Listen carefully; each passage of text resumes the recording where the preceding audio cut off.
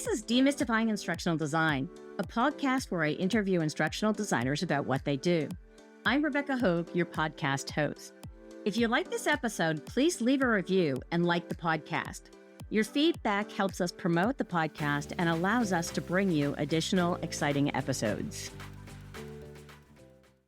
Welcome to Demystifying Instructional Design, a podcast where I interview instructional designers about what they do. I'm Rebecca Hogue, your host. Today, I am joined by Jane Bozarth. I'm so excited. Jane, would you start off by introducing yourself? Yes, I'm Jane Bozarth in Durham, North Carolina. I started my training career many years ago. We didn't have web content yet. We didn't have the internet yet. We had electricity, and then sometime later we got the internet. I was a classroom trainer and a good one. I belong to a very active community of practice of trainers who helped me a lot. We'll be talking about that today, I hope. And when I started my master's program, a lot of that was online in a terrible way. It was just scrolling pages of text. Sometimes there'd be a picture. They were actually mailing me boxes of VHS tapes to watch lectures. That's how distance learning was being done then. So, but I did see with the online courses, bad and tedious though they were, that they would solve a lot of my problems at work. We had people traveling and staying in hotels just to come to new hire orientation and listen to EEO officers read policies and that kind of thing. So I shifted my work from the stand-up classroom facilitation primarily to more e-learning and technology. That because I was with government, state government, I had no money, never had any money. So I was always looking for inexpensive or lower cost solutions, and that led me to my interest in social learning and social media. That in turn led me to other endeavors. And so I've done all of it. I mean, I've done stand-up classroom training, I've done e-learning design and development, I've done program management, I've supported social learning. So I have run the gamut, and I will tell you, I'm kind of exhausted. I don't know if I'm up for AI. I'm trying and I can keep up, but I'm having to run faster now than I used to. So we'll see. But I can talk a little about AI, but it's not my first love. Let's talk a bit more about community, though. I'm super interested how community plays a role in education and in corporate in particular. Sure. Well, when we were talking the other day, we sort of did a pre-chat about this podcast. We talked about social media and what was going on with social media. I think we are watching. This is the morning after the story broke about Hedgeseth using Signal to plan war activities, by the way. We had that happen yesterday. So I think there is a distinction between what's going on with public social media and public facing. Anybody can join groups like Facebook or Blue Sky or Twitter, whatever's going on there, and what is still going on in more constrained. Signal being the exception, the yesterday's thing being the exception. I'm involved in a number of Slack channels, for instance, with very specific purposes, with very specific people. It's not just all out there for the universe. I don't plan to add in people I shouldn't. That was the problem yesterday. But I think social media has changed. When I first started, there was lots and lots of concern about what people were posting. There were companies that had dedicated lawyers vetting every blog comment and stuff like that. I think we're past that. We've come to understand better the uses and applications of online conversation. And I hope generally we're smarter inside organizations about it. So having said all that, one of the things that I kept running into, particularly when I was doing so much work on social media, and I wrote a book about it back then for trainers, was that people did not distinguish very well between interest areas, groups, and communities. Community is a very warm, fuzzy, happy word, like teams it used to be. But very often I find that people use that word incorrectly. I belong, for instance, my husband and I go to the Caribbean every year. It's a long story, but we go to St. Martin every year. And I belong to a Facebook group for other people who also go to St. Martin every year. And there will be posts about a new restaurant. There'll be a post about a restaurant changing hands. During COVID, it was very helpful because there were all kinds of issues with travel. My point is, it was very useful for going in and getting basic information, sharing something quick, but I wouldn't say we developed friendships there. I wouldn't say that we were planning to meet up when we were all on the island, right? It was strictly information, strictly transactional. When you start talking about community, it's something different. It's people forming connections, people learning a little bit about one another. Rebecca works with undergraduates, give her a call and see what she thinks. Right? Jane has no experience with undergraduates, so she won't be useful, right? understanding a little bit about each other, reading something and saying, oh, well, this is about undergraduates. I'll send it to Rebecca, right? You understand a little bit about each other. You're supporting one another. Perhaps you're trying to help each other. And when you shift to even more a community of practice, the goal of that is to get better at what we do. And I think that gets lost. Sometimes people call just we're all interested in articulate as a community of practice. And unless you're working together to get better at using the articulate suite, well, again, we're back to, is it just a group?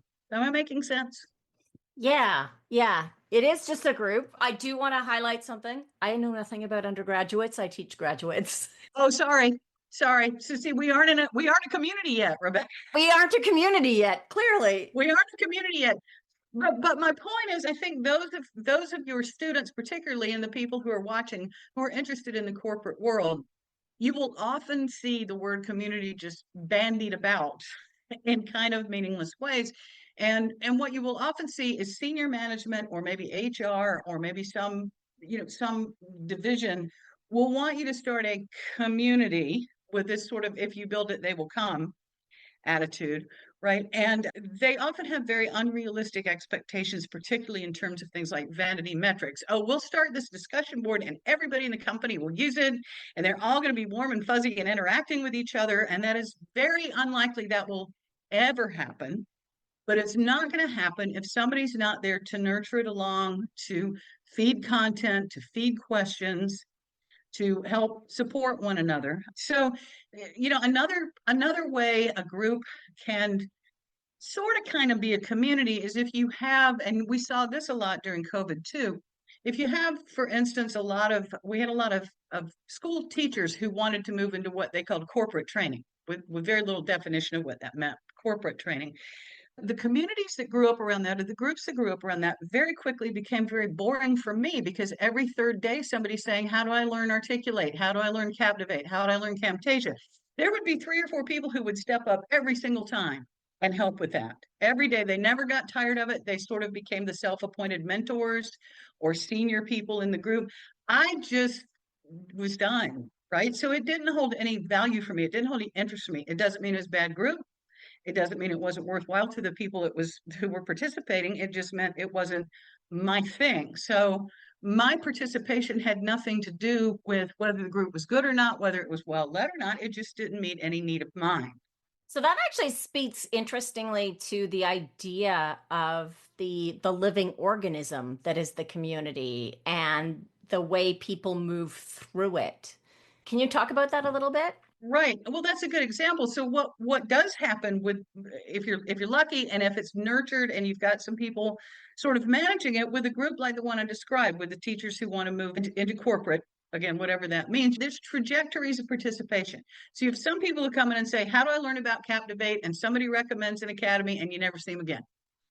You had some people, though, who would then come back and say, I did 3 academies and this one was by far the best and this is why. And then you'll have somebody who would say, well, you always have a vendor pop up. Well, I have an academy and I got a coupon. But then you see those brand new people. Somebody would come back and say, well, look, I finally got a job. I had 73 interviews and now I have a job.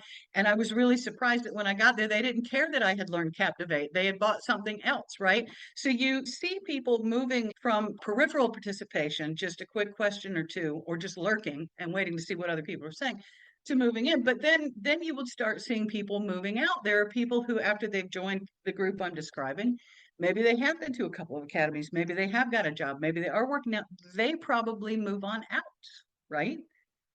Either they stay and become the helpers or hang around, or they just sort of move on out. So it breathes, it grows and it breathes, and participation is not usually very, very consistent. You will often find, and this is true in a community of practice, that there's sort of a core senior-ish, and I don't mean that by age, I mean it more experience. You see it sort of a senior membership, and in the best ones, and the one I belong to, you see these people helping to bring the newer folks in. You have to be careful when you're talking about community. You have to be careful about inclusion and exclusion. You have to be careful about who's in the club and who's not. It's very easy for that senior group to become kind of elitist. And I'll admit, with the people who were talking about how do I learn about Captivate, I didn't snub them, but I also wasn't very interested in those conversations. So what you're looking for is how you can help the newer members get better at practice and come into the fold, and then eventually the more senior people move on out. I was very, very active in that community of practice for classroom trainers. I was a central member. I did a lot of the administrative help. I did a lot of the sort of community support. I did a lot of sort of nurturing people I thought were really high potential, or that seemed like they were getting it and would stick with the business for a while. But honestly, after I discovered e-learning, that was not really my thing anymore. I didn't want to stand and engage 30 people at a time 5 days a week, which now just seems so exhausting. But nobody else was really very interested in e-learning. So I went from being a very senior leading member of that group to something else. I sort of moved along my way, and the people we had nurtured along stepped up and came into that more central role. I will say eventually, with the more senior people all retiring, it did kind of fall apart. It doesn't exist anymore. So one of the success factors then for a community is that need for that core senior as an expertise in some ways.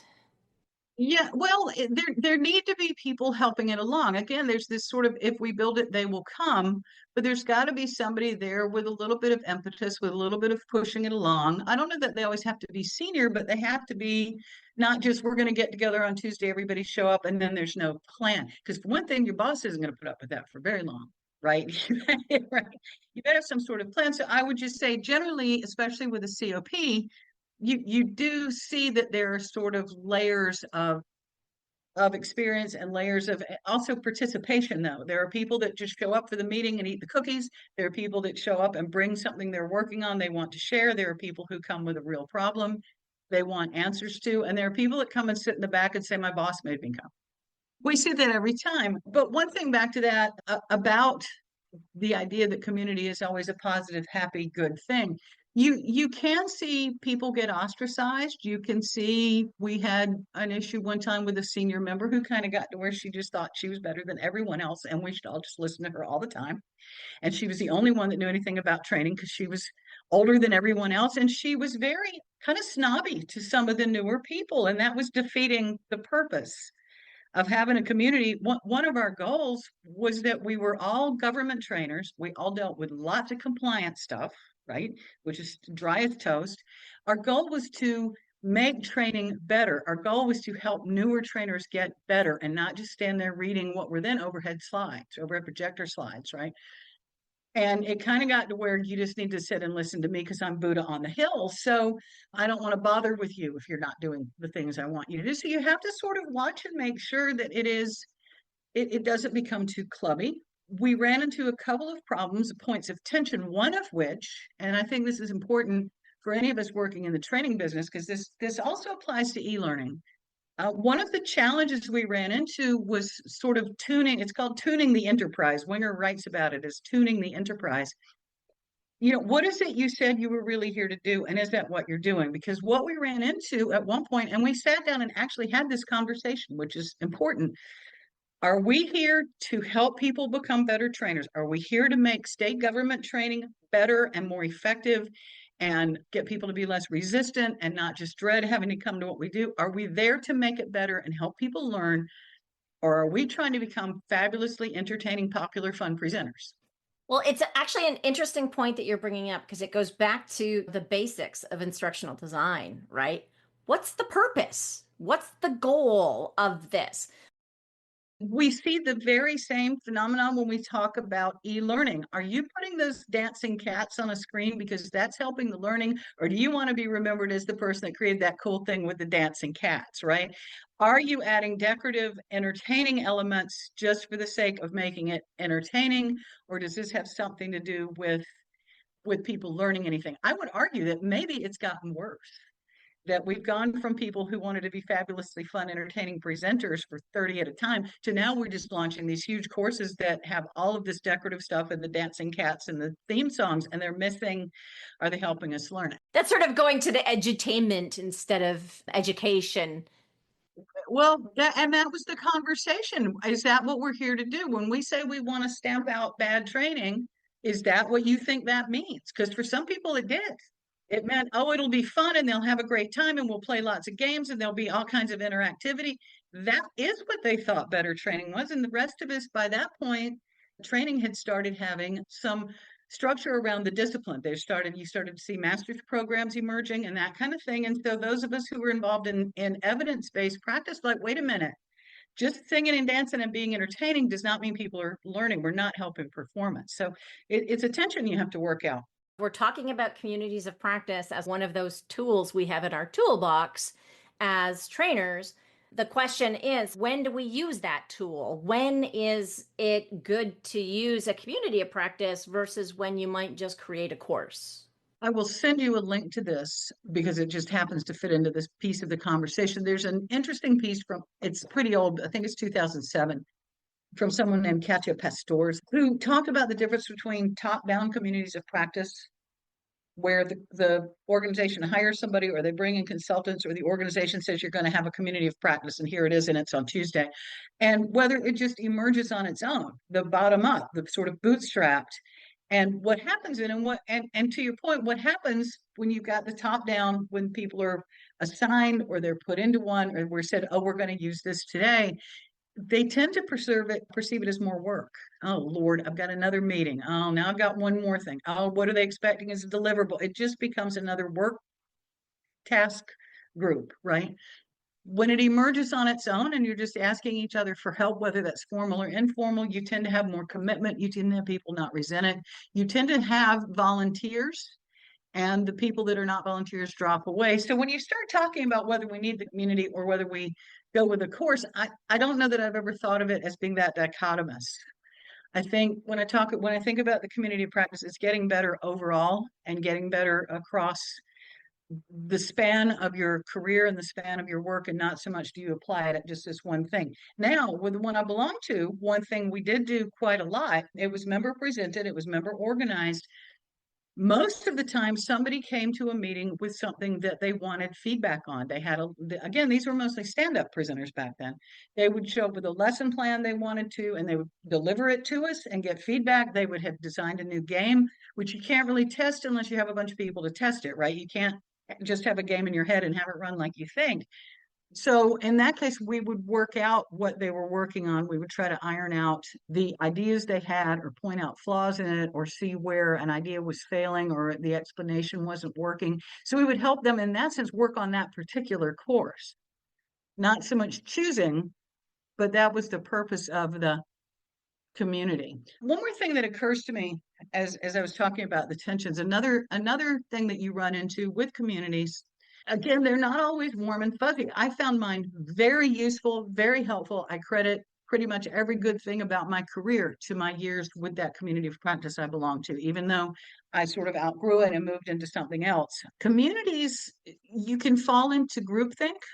There was a whole cadre of the people who thought, oh, well, we just need to be fabulously entertaining. We had to really work on that. There was a lot of tension over, we're going to be fabulously entertaining, fun people, and we're going to look at what the evidence says about how people learn. We had to really struggle with that quite a bit. Another thing that we saw happen were over some of the myths that get perpetuated, like the Dale's cone kind of stuff, like the personality types kind of stuff, and especially learning styles.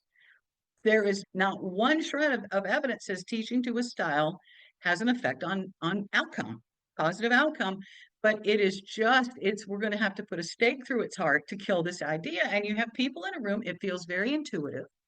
When you're dealing with a bunch of people who design training, whether it's live or online, it is very appealing to create something that's fun, that's engaging, that everybody loves, that's cute, that's got the dancing. It's very reinforcing, and everybody pats each other on the back about it. But it's not. There's not really any there. Am I making sense?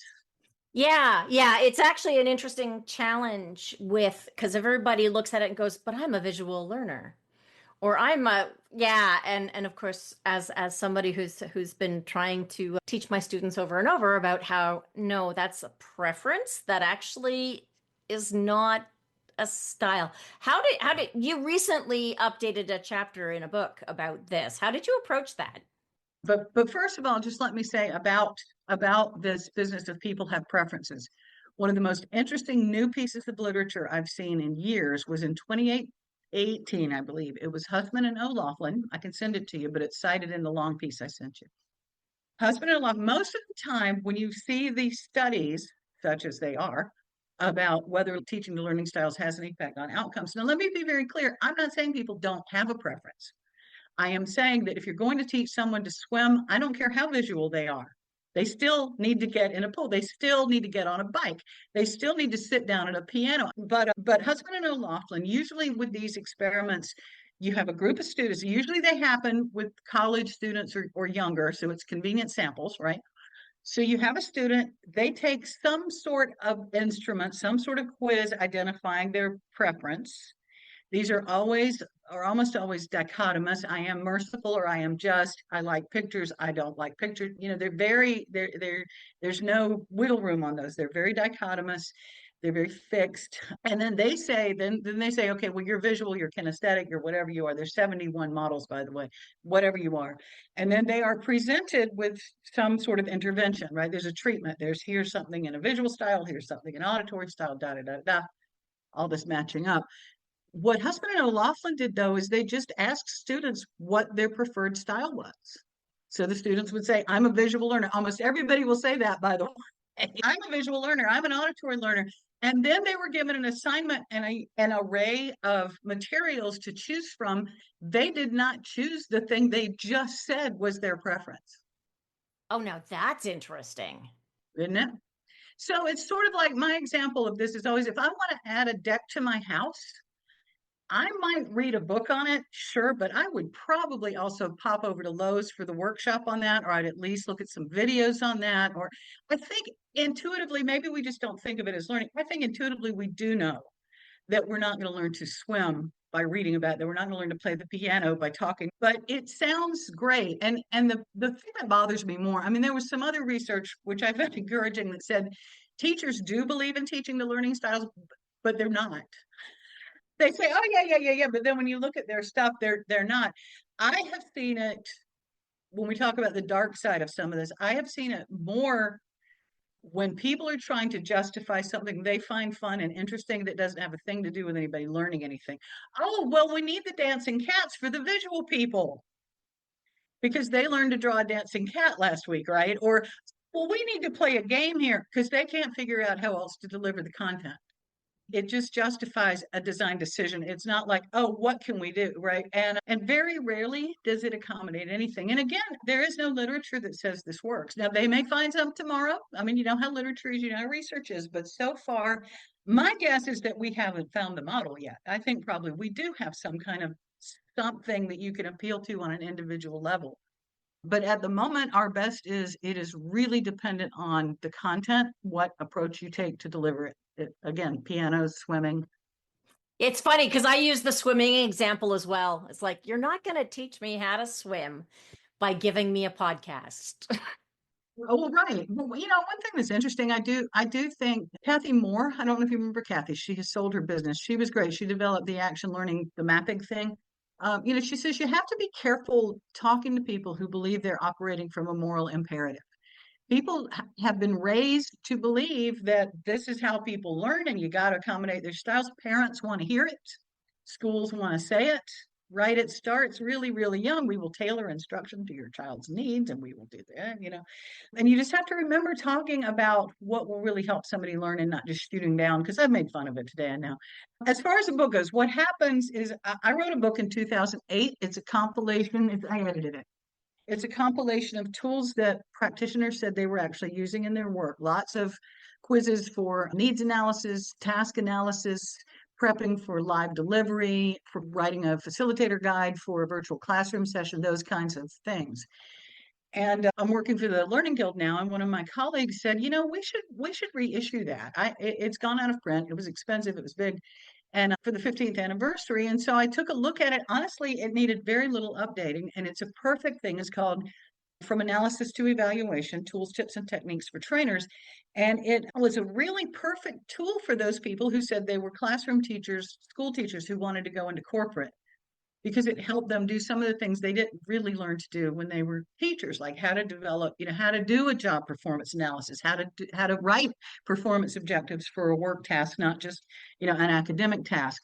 So it was a really good time. And I went back to look at it thinking this would be a lot of work. And because we stayed away from technology, it was pretty much evergreen, except for references to learning styles. So I did go in and take all of those out. It involved even replacing a few tools. But the thing is, back to the trajectories of participation and what happens in the community, we learned a lot in 15 years.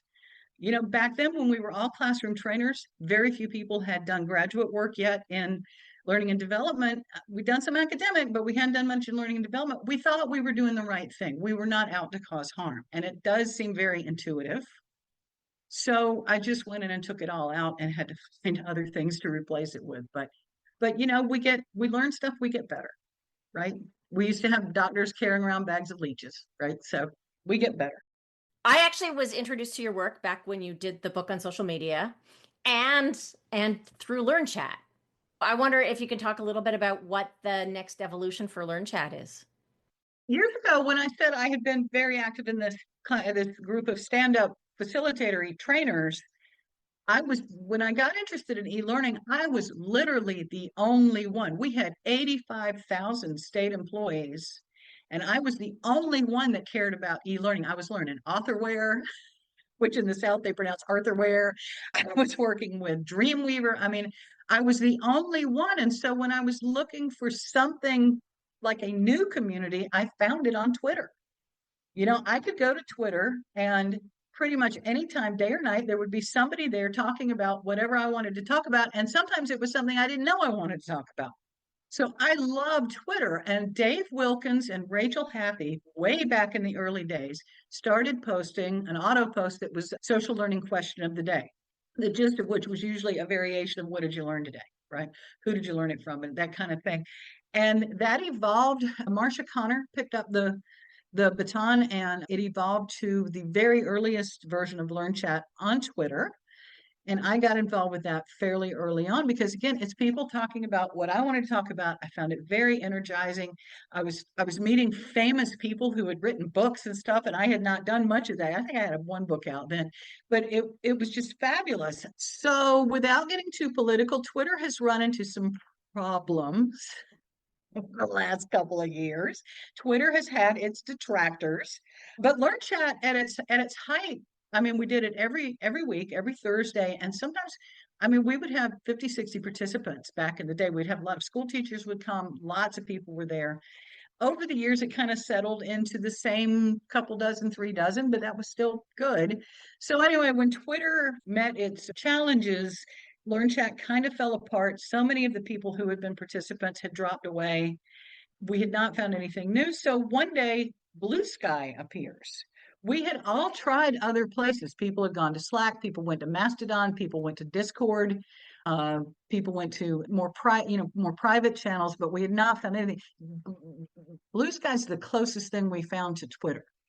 I don't think it's quite as intuitive, and we have not quite figured out how to make the conversation flow, but we did bring LearnChat back. It is spelled out now, #LearnChat, so it's a little bit easier to find. Back in the early days, we had a limit of 180 characters.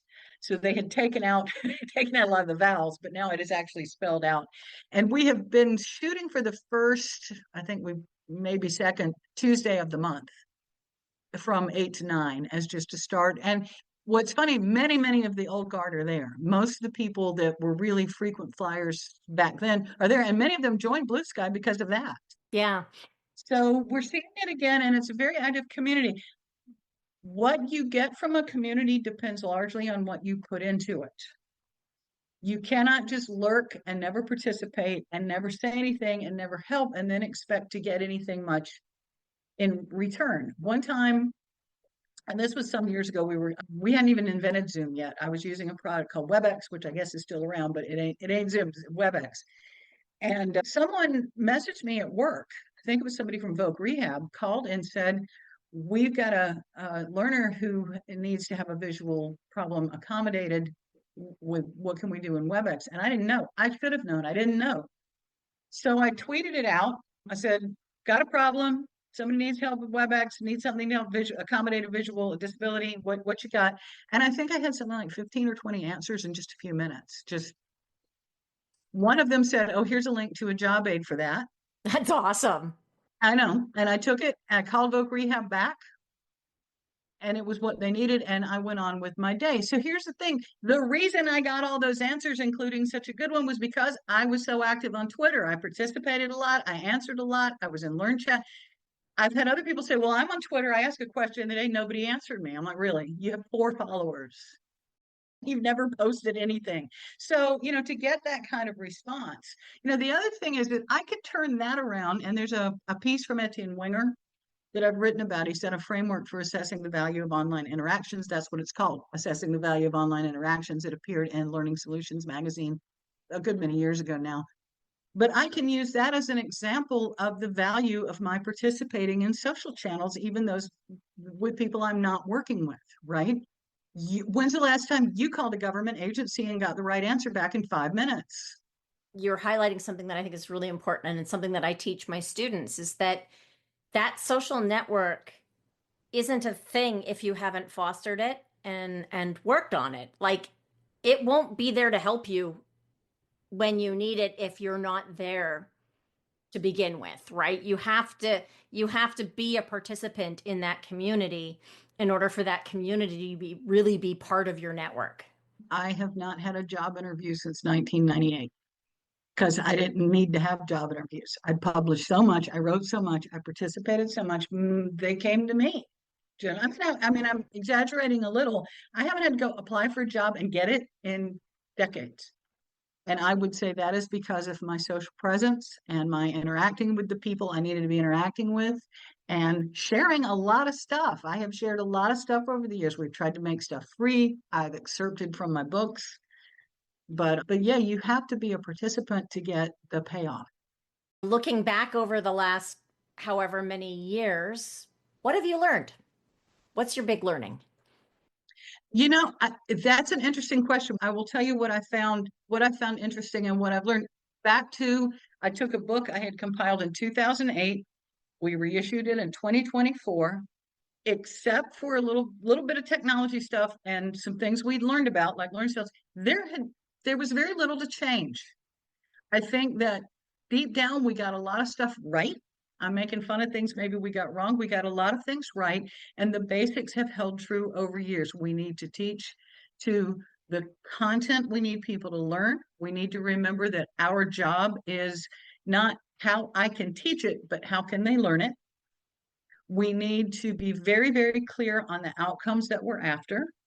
We need to build a good plan around to get to those outcomes. I thought the thing that I learned most is that we know a lot and we keep maybe losing sight of that.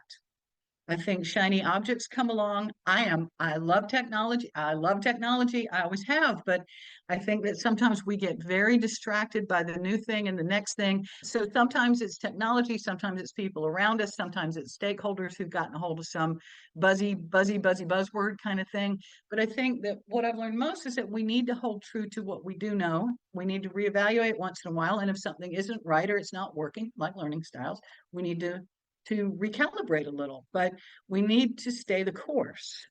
Thank you very much for joining us today, Jane. That's been an awesome conversation. Thank you. I hope it's useful. We have a couple references. Maybe you can include them as show notes or links or something so that people can get to them.